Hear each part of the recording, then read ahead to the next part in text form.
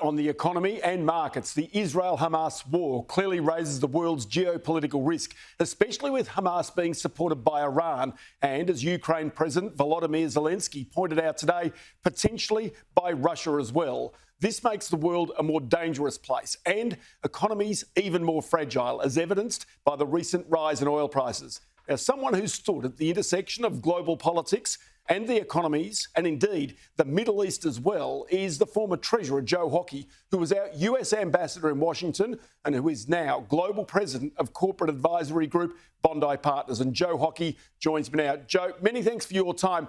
These are very dangerous times for the global economy. Is that the sense that you have as well? Well, there's no doubt about it. The world's turning into two groupings. It's clear that Iran has partnered with Russia, potentially with China, and with a number of other countries to support the Hamas invasion of Israel. And at the same time, obviously, that follows on from Russia invading Ukraine.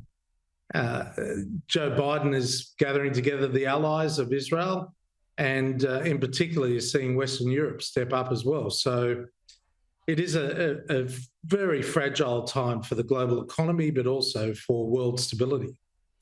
You sat on the G20, and in particular with the finance ministers, with Saudi Arabia in particular. Saudi Arabia has got a very unusual but very delicate position in all this as the supplier of most of the world's oil, but at the same time having tried to really create some peace with the United States and with Israel, but then not breaking its Arabic Brotherhood.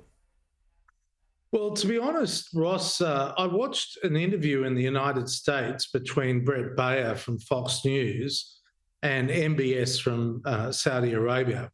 And it was in that interview that the Crown Prince of Saudi Arabia said in a very revealing manner that Saudi Arabia was now very close to a negotiated settlement with the United States and Israel on the Palestinian issue.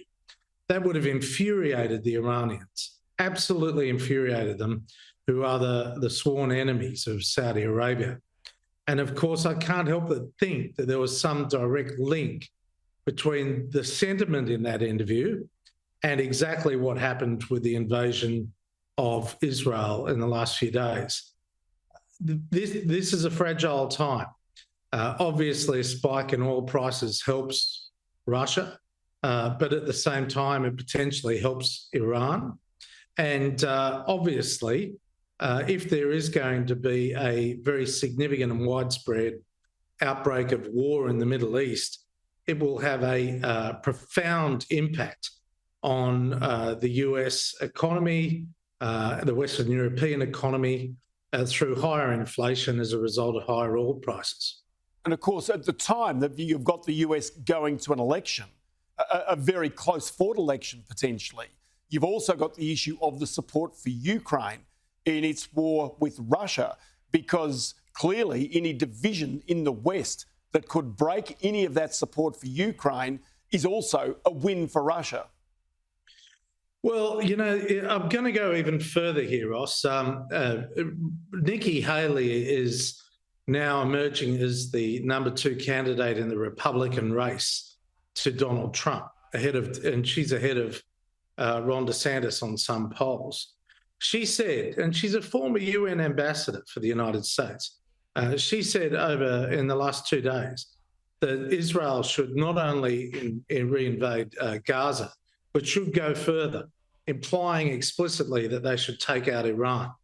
Now, if Israel does go into Iran, you are going to see the entire Middle East on fire, which is quite extraordinary. One of the reasons why the Republicans are running so hard on this issue is because Joe Biden just did a $6 billion deal with Iran to release some of the Iranians' embargoed money in exchange for American prisoners.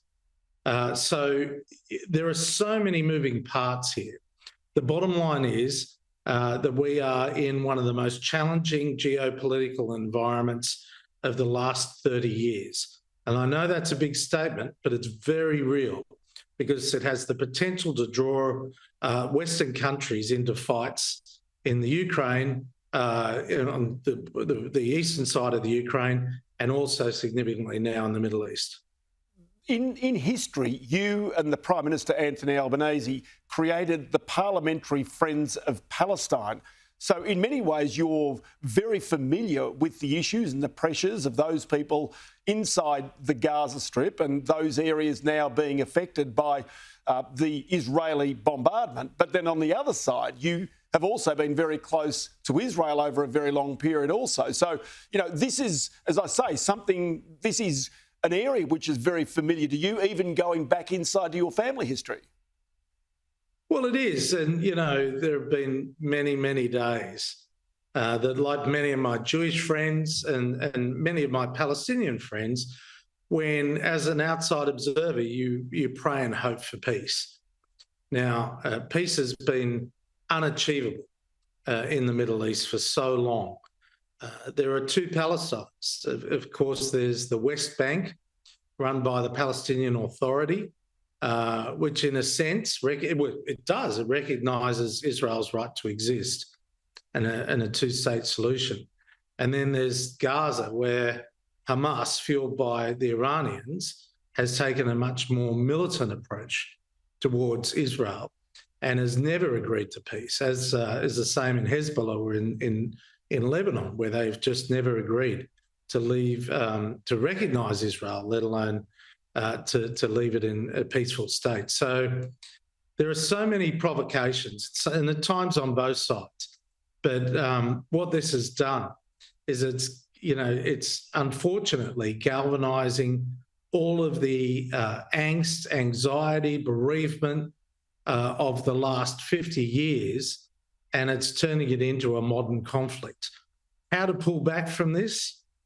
I don't know. I mean, if someone invaded Australia, took our citizens as hostages, threatened to execute them on global media, how would we react? Well, we would go in very hard, very quickly, exactly the way Israel is responding. I don't think there's anyone that could convince Israel not to proceed with its action in Gaza. And you can perfectly understand Israel's position. How to get out of this? How to at least, the first thing is you want to try and start to limit it. So you don't want it to spread to Iran. You don't want it to spread to Lebanon. And you want to try and contain the military activity to Gaza. But I fear that's going to be very difficult to achieve. And I was going to say that if you were put in there as the broker, where would you start to try and solve this, to limit that activity? Well, it's a great question. It comes back to what people's motivations are. And I can't help but think that the motivation of Hamas has been, fueled by Iran. It's just, there's just no argument about it. And now you're seeing declared positions from Pakistan, from Turkey, from Russia. All of their leaders are saying, that they are declaring that if the United States gets directly involved in this issue, there could be very significant ramifications. So, I can't help but feel that at this very moment, we are on the cusp of an unintended war of a scale of 1914, and hopefully saner and more credible minds are going to prevail. But I don't know where those voices are going to come from in this current environment. Joe Hockey, always good to have you and get your insight in this on something that you clearly have a deep understanding of. Many thanks for your time today. Thanks, Ross, and great to be with you and your viewers.